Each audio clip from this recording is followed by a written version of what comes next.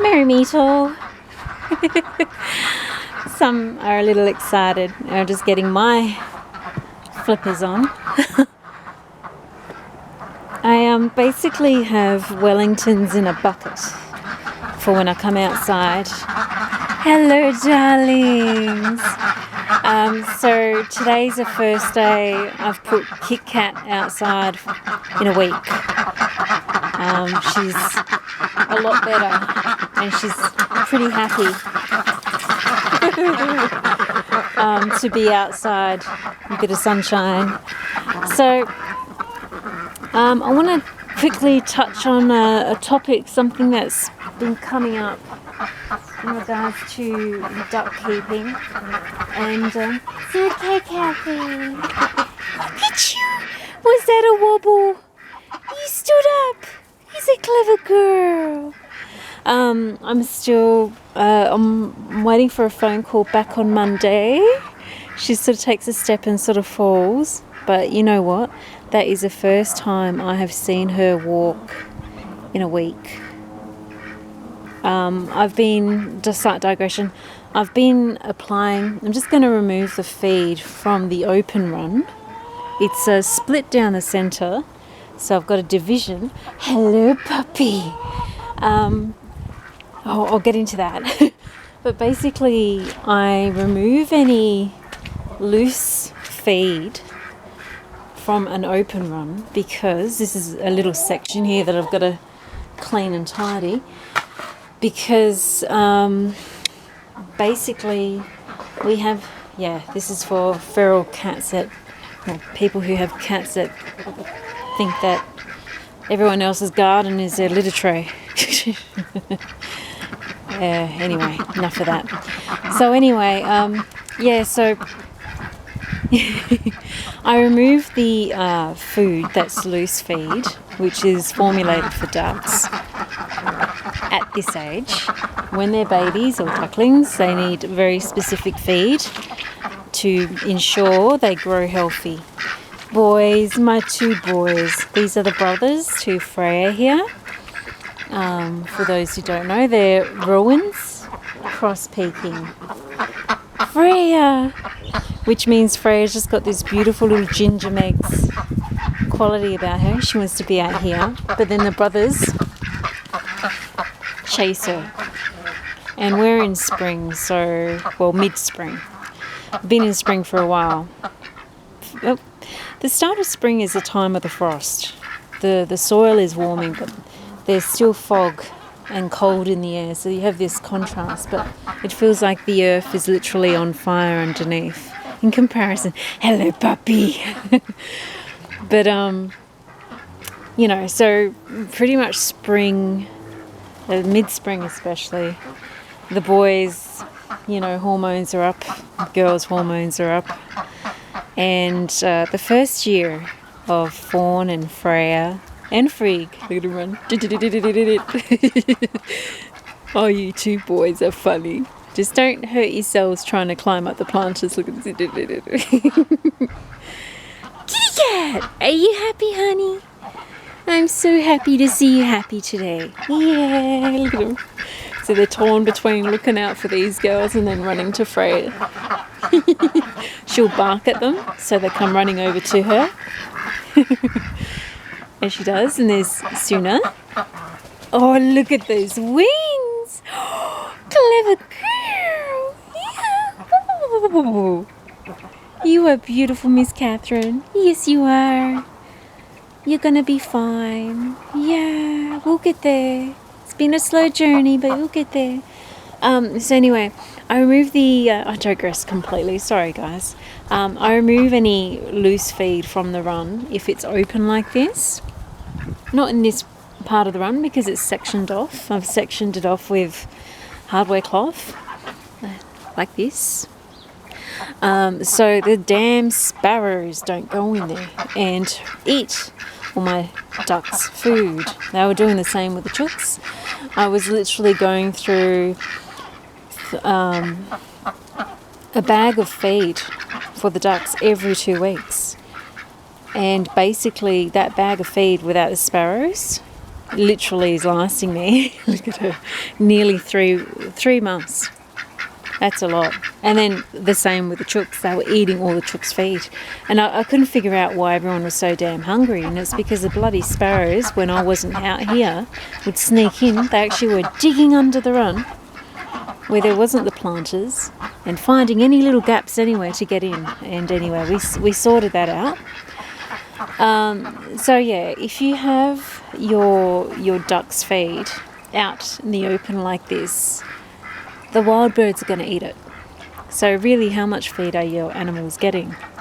So the whole point of this vlog was to get into a topic. Oh, you're a show off. Look at that tail. You got like a cockatiel tail. Mr. Freak. Oh, yes. Oh, Luca. Getting chased by Benny Hill over here. If you don't know what Benny Hill is, do a search on Google. No, it's not politically correct, but oh my gosh, there's enough to be worrying about in the world, not about stuff like that. Yeah, so if you leave your feed out, so what I basically do is, first thing in the morning, I release the quackens into the backyard, bar a few if I'm monitoring them. The reason why I'm not really monitoring Freya, but I've got her with the ducks that I do monitor who are calmer, because the boys will go for her. So if you look at my older post, poor Freya was the only girl in the first year, and I couldn't get another duck, and there was just no ducks anywhere. And it was in winter, so everyone was holding on to their stock, sort of thing. And then I finally got one, and that was Suna, and she ended up being disabled on arrival, so she was in a pretty bad way. I did fix her mostly. Slight digression though, she's so much stabilized. Now I want to actually get some x-rays done of that hock of hers, see exactly what's going on, and see if there's anything we can do therapeutic wise, even surgery if we need it, to help her. She really struggles. Look at the blackbird. Mr. Blackbird, are you sneaking into there? The blackbird has seen me move the duck pellets over there. Can you see him? Blackbird. Yeah, I can see what you're doing, you little cheeky bugger. It's not for you. No. Yeah, I can see you. Animals are smart, man. Yeah. They are watching. They know. But anyway, so Freya basically had all her feathers, especially in the wings, totally almost removed. And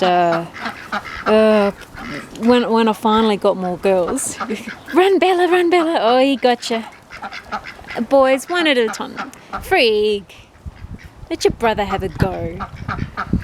Freak sometimes will see poor Fawn. He's so clumsy. Bubby. Poor Fawn will try to have him go, and his brother will jump in. Oh, Freak, he's in fine form. Oh, Luca. Oh, puppy. Oh,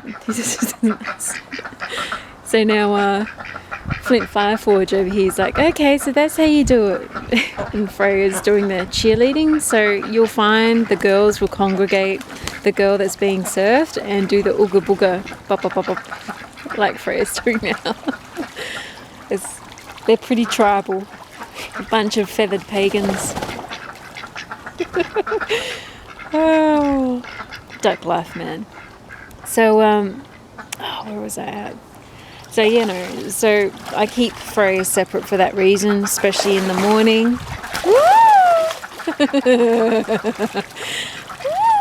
But in the morning, I really enjoy. Look, he's disappeared. There he goes. Where's Fawn? Where's the Noggins? Where's the Noggins? What are you doing? Oh, you're so beautiful. Yeah, you're show painting. Oh, Fenrir. G-Day Fenrir. Fawn's in form. Oh, I got drenched just then. Splashing ducks, man.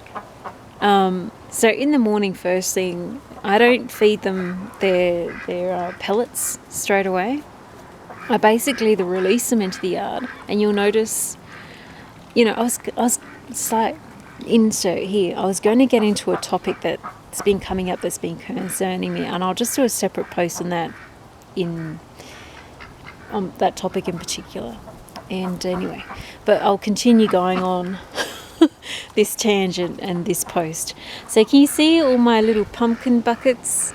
As far as the eye can see, I've got basically 13 pumpkin buckets scattered throughout the place, water, fresh water.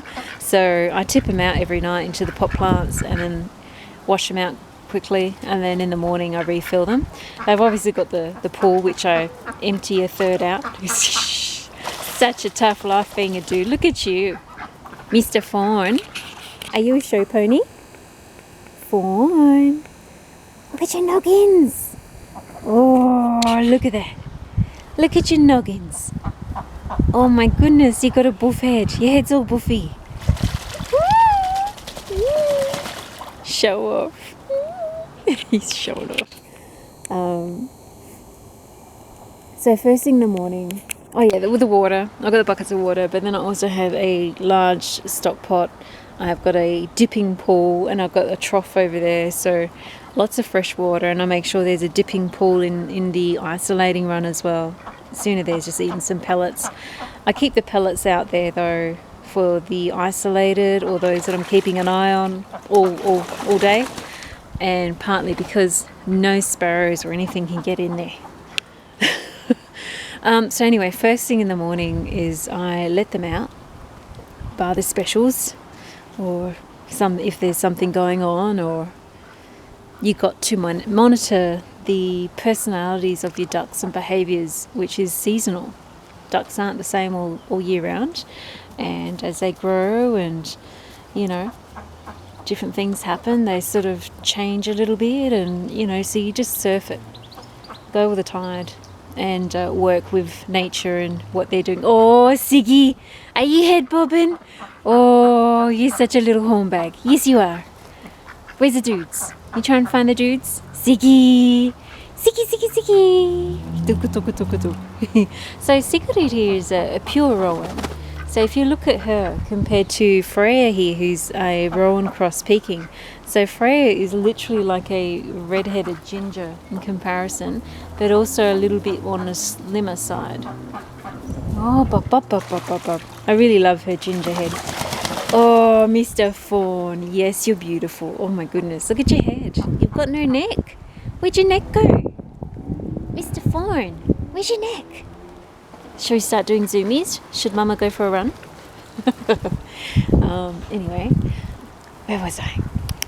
Yeah, so first thing in the morning, they come out here, and I let them pretty much do what they're doing right now. So for those who don't know, I am a qualified horticulturist. I got up to level 4. Level 4 is horticultural resource management. That qual I did was from New Zealand, on top of Hort 1, 2 and 3. I did start doing Hort in the middle of doing Hort correspondence, but I started doing Hort on campus at Ballarat University, or Fed Uni. But I don't appreciate the political crap that they push at uni in school these days. It's nothing to do with the subject that you're supposed to be studying, and it's just too much. But I did complete my erecting timber structures and plant ID there, but I continued doing my private college online and finished all my quals that way. It's, I don't know how others are, but me personally, I will sometimes retake the same subject matter and course through a different institution, or I will do that course again just to refresh my knowledge. I don't like to claim I'm something or qualified for something with a one-off effort. I think if you're really committed to a topic or an area of study or expertise, you're always engaged in it, and you're always, building that memory bank. You're always reinforcing that memory bank, and you're always updating it. Mr. Frigg, you're such a cutie. Look at that tail. Oh, look at your curly whirls. Oh, you got 3 curls. Yeah. Freya. And Freya's got like these little white dimples on the side of her face. She's like a Bambi. If I was going to make a duck Bambi or a Bambi into a duck, it would be Freya. But anyway, yeah, so we've horticulture is derived from Latin. So hortu is basically the cult of the soil tillers. By allowing my ducks to be ducks and do what they do best, right now what they're doing is tilling soil. The ducks as a pet are literally domestic species. This is not the wild. Totally different kettle of fish. Maybe I'll get into that one day. Not right now or here. But basically, this is all what my ducks want to do. Besides sleep and eat and surf each other, is till for soil. Their nares, i.e. nostrils, are further back on the bill. So therefore, they basically can use their bills or beaks as tools, like butter knives, to get into the soil. And whoop, we've seen, that's a dragonfly, you silly billies. They got spooked by a dragonfly. Sorry, I shouldn't laugh. What is it? Unless they can see something I can't, which wouldn't surprise me. They can see more than the human eye. They can see infrared. They're amazing. Their sight is amazing. Oh, puppies. So basically, can you see all these holes in here? This is my ducks. And can you see what it looks like? Beautiful mulch? Guess what? It ain't. It's bedding. So literally, I have not bought soil for 3 years since I got my ducks. I don't need to. So they have the bedding from when they sleep in the house at night. I empty it out every morning after I release them, and I fill it into the garden because I'm building soil up. I'm building up beds, and all this here is their bedding, and we go through it all. All they do is this tilling the soil. They love it. Why do I not feed them straight away in the morning and let them out here to do their thing? They're finding bugs. One of the wonderful things about using straw, I get compressed bales of straw dropped off to me by a local farmer. I'm supporting local business and I'm building soil. I am limiting resources that I need. I might be taking resources from a local farmer, but it's local, and it's going back into creating soil instead of me buying it from the local store like Bunnings here in Australia. Oh, puppy, look at that tail. My goofy boy. I do love you. Miss Freya, are you sneaking out? Freya. Sorry, I don't mean Freya. The ducks all stuck their heads out. Shalimar Fox. No, you're alright. My cat thought she'd try and sneak out. Yeah, I don't think so, sweetheart. She's not allowed outside. She doesn't need to be outside. She'll be 29 years old in October, and I've had her since 3 weeks old, 4 weeks old. Bella! Ooh. Shouldn't. No, I don't need to close the door. Oh, there's a Maggie. So we've got a visiting Maggie. So literally, look at that. That's all they want to do. One of the beautiful things about using straw in their bedding, given that you clean it out every night. So if you use it in their bedding to sleep at night, that you clean it out every day. If you use it in their runs, that you top up fresh straw in the runs every day. And then once a week I do a deep clean and I empty out all the straw and put it into these beds that I'm slowly building up. One of the wonderful things about using the straw here is, my goodness, worms. They seem to be coming out of everywhere. The worms love it. It is a literal giant worm bed. They just come from everywhere. I don't know where they come from. Who needs a little piddly worm farm? All you need to do is set straw on the ground, and worms basically are helping to decompose and break down organic matter such as straw. Look at the little flipper imprints.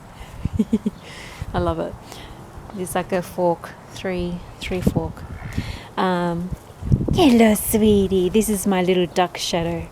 Usually little Tiggy Winkle here is always at my feet, like a little shadow. What is that, Tiggy Winkle? Look at the shoots of my fig tree genoa. The baby leaves that are coming out. But anyway, I mean, this is all they want to do. So first thing in the morning, when I let them out at it, this area is completely fenced off. The run is open. If there's anything danger-wise hanging about, such as a eagle or a hawk, which we do have here, we've had a few run-ins with them.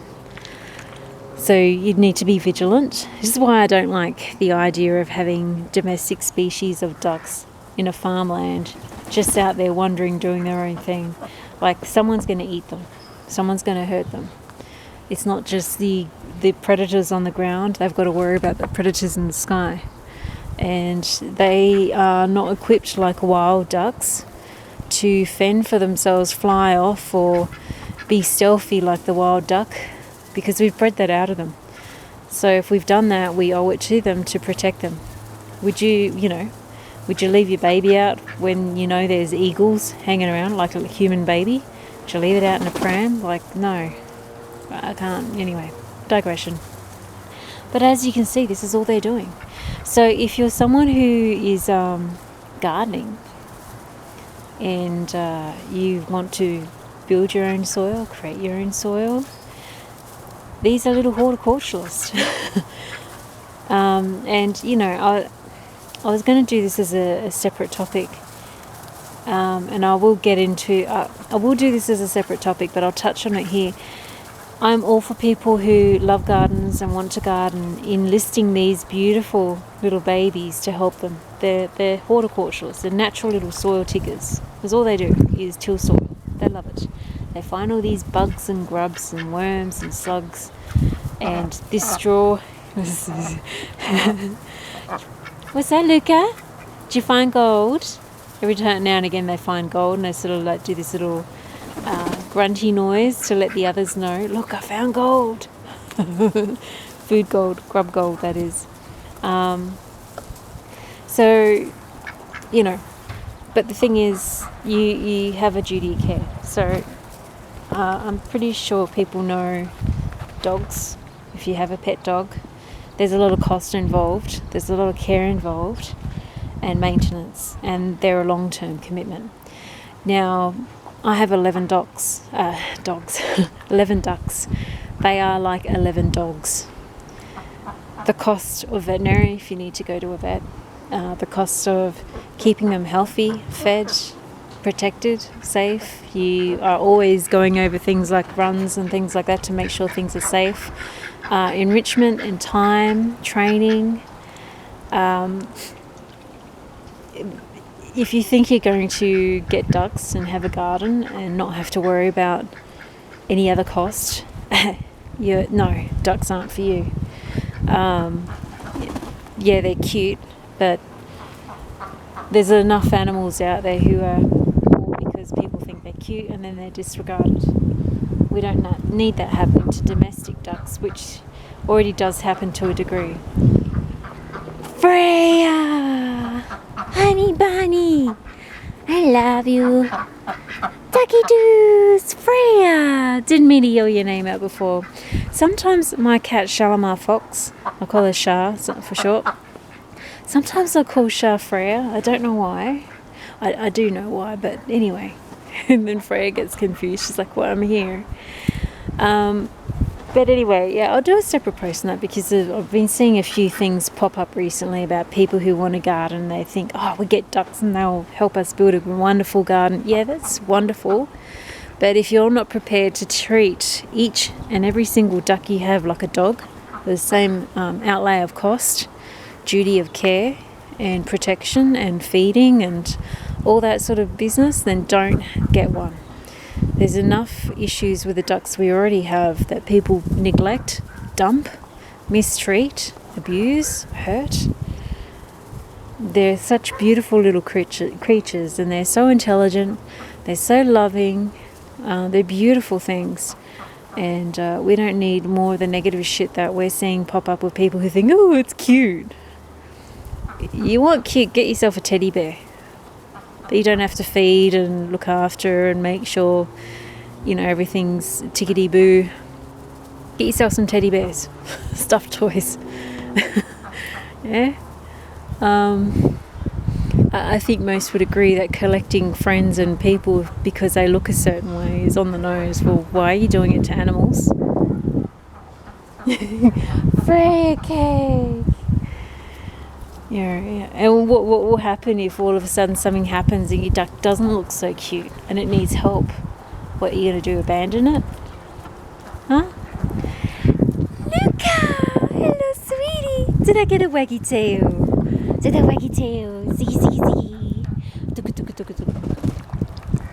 What's going on, my little darling? Oh, look at those little black flippers. Tiggy winkle. Did someone say bugs? Did I say bugs? What's that? It's okay, it's a neighbour. Yeah, it's okay. Where the bugs? Where's the bugs? Do you see any bugs? We're going to run. So, possibility of bugs. I get excited at the possibility of bugs. Pop, pop, pop. And the other benefit of having ducks in the garden is their poop is liquid dirt. There is zero withholding. I've seen people composting duck poop and it's like, why are you doing that? There is zero withholding. Just let it be where it goes and that's it. You don't need to... It's the only animal manure which has no withholding and has a perfect ratio for growing. It's got the best ratio for growing all round. Yeah, look out. So you just let them do their thing. And obviously, if you only have my little duck shadow, if you only have a 2 metre square plot, you do realise it's going to not be enough for 2 ducks. You never should have 1 duck. You should at least have 2. Ducks cannot just have a human as company. They need to have another duck. There are seasonal cues and changes that they need for an enriched and normal duck life. They're not going to have if they're just around a human. It's cruel. So if you have 2 ducks, obviously 2 metres square is not going to be enough for a garden, I'm sorry, to have ducks. I would say 10 metres square for 2 ducks. What we have here is close to 50 metres square, and this is just the back, not even the front. And I've got 11 ducks. Because basically what they'll do is they tend to gravitate to one sort of area and, pick it for bugs. Then they'll move on to another area. You don't need to move them around like you do with chooks. They're pretty smart and switched on. And then they'll go to one, and they tend to rotate their grazing naturally. It's not something you have to force and teach them or pen them to do. They just do it naturally. So you just let them do their thing. Freya! We're looking up at the sky. Oh, they're looking at the ibis. There's an ibis, honey. I won't hurt you. No. So anyways, my little bit of a update this morning. Sorry, it's a bit of a rambly one. And a bit all over the place. Luca! Are you beautiful? My beautiful... Lurky! Hello, sweetie. He's got a missing tail feather. That's his dad. He is a wattlebird. It's so funny. There was a cat trying to trespass the other day and I was standing there and my wattle was just over my shoulder and he was growling oh, what the hell? And I looked down, there's a bloody cat there, and the cat was like, oh my goodness, you know, getting scared of the wattlebird growling at him. And then I had a growl at the cat too, and it went running off with his tail between his legs. Keep your cats in your own property, man. No one should have to deal with your cat